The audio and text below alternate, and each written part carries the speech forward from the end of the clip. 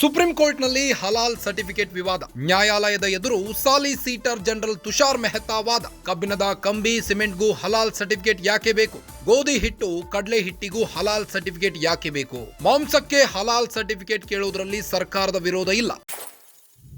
ಕಬ್ಬಿನ ಸಿಮೆಂಟ್ ಗೋಧಿ ಹಿಟ್ಟು ಕಡಲೆ ಹಿಟ್ಟಿಗೆ ಹಲಾಲ್ ದೃಢೀಕರಣ ಪತ್ರ. ಉತ್ತರ ಪ್ರದೇಶದಲ್ಲಿ ಹಲಾಲ್ ಸರ್ಟಿಫಿಕೇಟ್ ನೀಡುವ ಏಜೆನ್ಸಿಗಳಿಗೆ ನಿರ್ಬಂಧ ಹಿನ್ನೆಲೆ. ಉತ್ತರ ಪ್ರದೇಶದ ಸರ್ಕಾರದ ವಾದವನ್ನು ಸುಪ್ರೀಂ ಕೋರ್ಟ್ನಲ್ಲಿ ಪ್ರಶ್ನಿಸಿರುವ ಏಜೆನ್ಸಿಗಳು ಉತ್ತರ ಪ್ರದೇಶದಲ್ಲಿ ರಫ್ತು ಮಾಡುವ ವಸ್ತುಗಳಿಗೆ ಮಾತ್ರ ಹಲಾಲ್ ಸರ್ಟಿಫಿಕೇಟ್ ಅನ್ವಯವಾಗ್ತಿದೆ. ಇನ್ನು ಉತ್ತರ ಪ್ರದೇಶದಲ್ಲಿ ಆಹಾರ ಉತ್ಪನ್ನಗಳಿಗೆ ಹಲಾಲ್ ಕಡ್ಡಾಯ ಅಲ್ಲ ಎಂದು ಸೂಚಿಸಿದ್ದ ಸರ್ಕಾರ ಆದೇಶದ ಕುರಿತು ಕಾನೂನು ಅಭಿಪ್ರಾಯ ತಿಳಿಸಲು ಕೇಂದ್ರಕ್ಕೆ ಸೂಚಿಸಿದ್ದ ಸುಪ್ರೀಂ ಕೋರ್ಟ್ ನವೆಂಬರ್ 18, 2023ರಲ್ಲಿ ಹಲಾಲ್ ಸರ್ಟಿಫಿಕೇಟ್ ನಿರ್ಬಂಧಿಸಿದ್ದ ಉತ್ತರ ಪ್ರದೇಶ ಸರ್ಕಾರ. ಹಲಾಲ್ ಸರ್ಟಿಫಿಕೇಟ್ ಏಜೆನ್ಸಿಗಳು ನೂರಾರು ಕೋಟಿ ಆದಾಯ ಮಾಡುತ್ತಿವೆ ಎಂದ ಸರ್ಕಾರ ಕ್ವಾಲಿಟಿ ಕೌನ್ಸಿಲ್ ಆಫ್ ಇಂಡಿಯಾ ಮನವಿ ಪ್ರಕಾರ ರಫ್ತು ಉತ್ಪನ್ನಗಳಿಗೆ ಹಲಾಲ್ ಸರ್ಟಿಫಿಕೇಟ್ ಉತ್ತರ ಪ್ರದೇಶದ ಹಲಾಲ್ ನಿರ್ಬಂಧ ವಿರೋಧಿಸಿದ್ದ ಹಲವು ಮುಸ್ಲಿಂ ಸಂಘಟನೆಗಳು ಕೇಂದ್ರದ ಅಭಿಪ್ರಾಯಕ್ಕೆ ಪ್ರತಿವಾದ ಸಲ್ಲಿಸಲು 6 ವಾರಗಳ ಕಾಲಾವಕಾಶ ನೀಡಿದ ಸುಪ್ರೀಂ ಮಾರ್ಚ್ 24ಕ್ಕೆ ಹಲಾಲ್ ಸರ್ಟಿಫಿಕೇಟ್ ವಿಚಾರಣೆ ಮುಂದೂಡಿದ ಸುಪ್ರೀಂ ಕೋರ್ಟ್ನಲ್ಲಿ ಹಲಾಲ್ ಸರ್ಟಿಫಿಕೇಟ್ ವಿವಾದ ಭುಗಿಲೆದ್ದಿದೆ.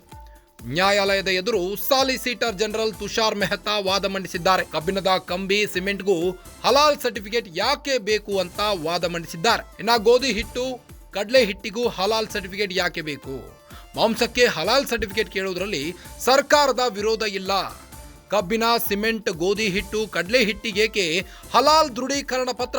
ಉತ್ತರ ಪ್ರದೇಶದಲ್ಲಿ ಹಲಾಲ್ ಸರ್ಟಿಫಿಕೇಟ್ ನೀಡುವ ಏಜೆನ್ಸಿಗಳಿಗೆ ನಿರ್ಬಂಧದ ಹಿನ್ನೆಲೆ. ಉತ್ತರ ಪ್ರದೇಶದ ಸರ್ಕಾರದ ವಾದವನ್ನು ಸುಪ್ರೀಂ ಕೋರ್ಟ್ನಲ್ಲಿ ಪ್ರಶ್ನಿಸಿರುವ ಏಜೆನ್ಸಿಗಳು ಉತ್ತರ ಪ್ರದೇಶದಲ್ಲಿ ರಫ್ತು ಮಾಡುವ ವಸ್ತುಗಳಿಗೆ ಮಾತ್ರ ಹಲಾಲ್ ಸರ್ಟಿಫಿಕೇಟ್ ಅನ್ವಯವಾಗ್ತಾ ಇದೆ. ಇನ್ನು ಉತ್ತರ ಪ್ರದೇಶದಲ್ಲಿ ಆಹಾರ ಉತ್ಪನ್ನಗಳಿಗೆ ಹಲಾಲ್ ಕಡ್ಡಾಯ ಅಲ್ಲ ಎಂದು ಸರ್ಕಾರ ಸೂಚಿಸಿದೆ.